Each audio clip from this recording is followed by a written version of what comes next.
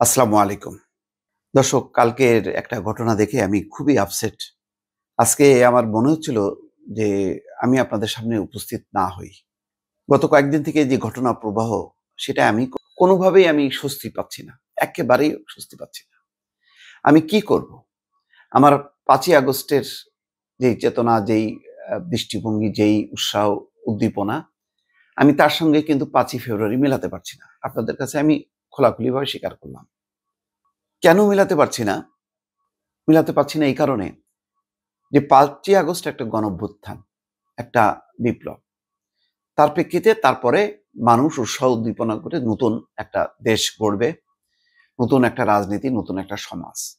তো সেটা কিভাবে আস্তে আস্তে দেশটা স্থিতিশীলতা আসবে, নির্বাচন হবে এবং একটা রাজনৈতিক গণঅভ্যুত্থানের চেতনা নিয়ে দেশ পরিচালনা করবে। কিন্তু কি হচ্ছে? কি কারণে ৫ই ফেব্রুয়ারির এই ঘটনার প্রবাহ? বাংলাদেশের বাইরে থেকে শেখ হাসিনা সহ নানা রকম অনেকেই গত বেশ কিছুদিন তারা সামাজিক যোগাযোগ মাধ্যমে নানা রকম উস্কানি দিচ্ছে শেখ হাসিনার পক্ষে, শেখ হাসিনার বিপক্ষে।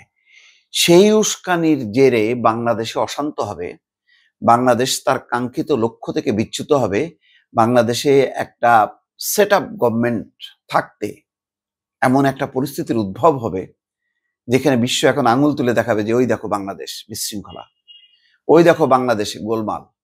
এটাকে কি গণঅভ্যুত্থান বলবে? ৫ই আগস্ট বাংলাদেশ যে মর্যাদা অর্জন করেছিল, ৫ই ফেব্রুয়ারি কি সেই মর্যাদাটা আমরা ধরে রাখতে পারলাম? কেন পোড়া বাড়ি, ভেঙে যাওয়া বাড়ির উপর এই ধরনের উৎসব হলো, নৃত্য হলো, দফায় দফায় ভাঙচুর হলো? বলবেন শেখ হাসিনা দায়ী? অবশ্যই শেখ হাসিনা দায়ী, শেখ হাসিনা তো করবেই এটা। আমি সেই উস্কানিতে পা দেবো কেন? অনেকে বলবে প্রতিরোধ করো। সেই প্রতিরোধ করতে যে আমি বিশৃঙ্খলা তৈরি করবো কেন? দেশে কি সরকার নেই, প্রশাসন নেই? আজকে ইউনূস গভর্নমেন্টকে বড় ধরনের একটা প্রশ্নের মুখোমুখি কেন হতে হলো? শুধু তাই না, ঘটনার ২০ ঘন্টা পর ইউনূস সাহেব প্রথম একটা বিবৃতি দিলেন, তারপর আরেকটা দিলেন, গতকালকে আবারও আরেকটা দিলেন। অনভিপ্রেত, অনাকাঙ্ক্ষিত বললেন এই ধরনের ঘটনা যাতে না হয়, আহ্বান জানালেন, সবকিছু করলেন। যদিও আমি এটা আমার কাছে ভালো লাগেনি, কেন ঘটনার শুরুতেই একদম পুলিশ প্রশাসন তার শক্তিরা নিয়োগ করা উচিত ছিল। মানুষ এবং রাজনৈতিক দলগুলোর দায়িত্বশীল ভূমিকা আশা করেছিলাম, কিন্তু সেটা হয়নি। কিন্তু যাই হোক, কিন্তু খেয়াল করেন, বারবার আহ্বানের পর গত রাতে গাজীপুরে যে ঘটনাটা ঘটলো, এটাকে কি বলবে? কেন মন্ত্রী আকম ও মোজাম্মেল হকের বাড়িতে হামলা চালানো হলো? ওই মন্ত্রী কি এখনো মন্ত্রী আছে, স্বপদে আছে? তার বাড়িতে কেন রাতের বেলা হামলা চালাতে হবে? কি উদ্দেশ্যে? আর সেই হামলা চালাতে যেয়ে দেখা যাচ্ছে বৈষম্য বিরোধী ছাত্র আন্দোলনের বেশ কিছু নেতাকর্মী মারাত্মকভাবে জখম হয়েছে। তাদের মধ্যে ৩ জনের অবস্থা মুমূর্ষু, ৯ জন ঢাকা মেডিকেলে আছে এবং একটা খুবই খারাপ পরিস্থিতি। কেন তারা গেল? এখানে বৈষম্য বিরোধী তারা দেখলাম বলছে যে সেখানে হামলা, লুটপাট হচ্ছিল, এই খবর শুনে তাদেরকে প্রতিহত করতে গিয়েছিল। তখন আওয়ামী লীগের আওয়ামী লীগ, যুবলীগ তারা উস্কানি দিয়ে মাইকে মানে ঘোষণা দিয়ে তাদের উপর ডাকাত ডাকাত বলে হামলা চালিয়েছে স্থানীয় জনসাধারণ। কথা হলো, বৈষম্য বিরোধী ছাত্র আন্দোলন দৌড়ে সেখানে যাবে কেন? সে তো দৌড়ে যাবে, থানায় যাবে, যৌথ বাহিনীর কাছে যাবে, পুলিশ পাঠাবে। এই দায়িত্বটা তারা কেন নিতে গেল? এটা আমার কাছে প্রশ্ন। এখন এখন এই যে ঘটলো, তার মানে ডক্টর মোহাম্মদ ইউনূসের আহ্বানটা কাজে লাগলো না।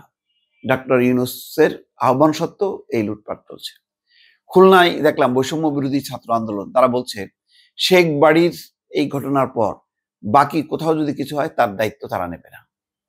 তার মানে আপনি অব্যাহতভাবে শেখ হাসিনার একটা ভাষণকে কেন্দ্র করে আপনি কতদিন পর্যন্ত, কত দূর পর্যন্ত আপনি এই নারকীয় অবস্থা চালাবেন? যেখানে একটা আইন শৃঙ্খলা বাহিনী আছে, যেখানে একটা পুলিশ প্রশাসন আছে, তাহলে তো এগুলির উপর কোনো মানে কোনো কন্ট্রোল নেই। এগুলি এখন থাকা না থাকা সমান। এইরকম বিশৃঙ্খল অবস্থায় আপনি আইনের শাসন কিভাবে কায়েম করবেন? আপনি কি বলতে পারবেন যে না, দেশে একটা আইনের শাসন আছে, বিচার ব্যবস্থা আছে, যারা অপরাধী পালিয়ে গেছে তাদেরকে দেশে ফেরত দেন, তারা বিচার পাবে? বিচার পাবে? এইরকম বিক্ষুব্ধ অবস্থায় মানে কোনো বিচার চলে? আইনের শাসন চলে? চলে না। এই পরিস্থিতিটা কেন হলো? আমার কাছে এটা খুবই অবাক। এজন্য আমি বলছি যে আমি খুবই দুঃখিত এবং ব্যথিত যে গাজীপুরে এত ঘটনার পরেও গাজীপুরে যে ঘটনাটা ঘটলো, সেখানে আবার আজকে গাজীপুরে পাল্টা সমাবেশ ডাকা হয়েছে। তার মানে উত্তেজনা চলবে। জানি না এই সমাবেশ থেকে আবার সেই বাড়ি, বাড়ি যেয়ে হামলা চালানো হবে কিনা। আর এই যে বাড়ি, বাড়ি যেয়ে হামলা চালানোর এই যে সংস্কৃতি যেটা আওয়ামী লীগ আমলে শুরু হলো, সেটা কিন্তু বন্ধ করা গেল না। গণঅভ্যুত্থানের সময়কার ঘটনা আর এখন বেছে, বেছে বাড়িতে, বাড়িতে যে হামলা চালানো, এটা কিন্তু এক না। এই পার্থক্যটা যদি করা না যায়, আমার ধারণা যে বাংলাদেশের অবস্থা, সাধারণ নাগরিক এবং দেখেন তো একটা হিসাব করে ৫ই আগস্টের যত মানুষ ইনভলভমেন্ট ছিল তখনকার ঘটনা প্রবাহের সঙ্গে, এখন কি সেই পরিমাণ লোকজন আছে? আছে? নেই। কোথায় সেই শত, শত হাজার, হাজার মানুষ? নেই কিন্তু। এটা কিন্তু মানুষ নেতিবাচকভাবে দেখছে। আপনি একটা উদ্দেশ্য সাধনের জন্য আপনি করছেন, আপনার শক্তি দেখাচ্ছেন।